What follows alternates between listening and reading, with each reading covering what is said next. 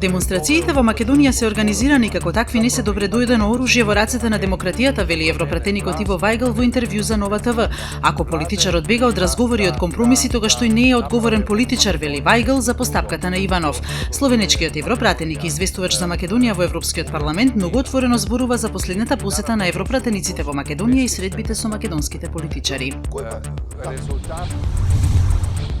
Председателот на САД Доналд Трамп ги заврши разговорите со републиканците кои се противат на измените на Законот за здравствена заштита за кои денеска представничкиот дом ќе гласа со или без обезбедено мнозинство. Републиканците се поделени во два табори, од кои едниот сака што помалку промени во Обамакеар и крајното десно крило кое сака тој целосно да биде повлечен. Наполи, Барселона, Арсенал и Бајерн Мюнхен се казнети со вкупно 62.000 евра од дисциплинската комисија при УЕФА за испади на нивните навивачи во осмина финалето во Лигата на шампиони.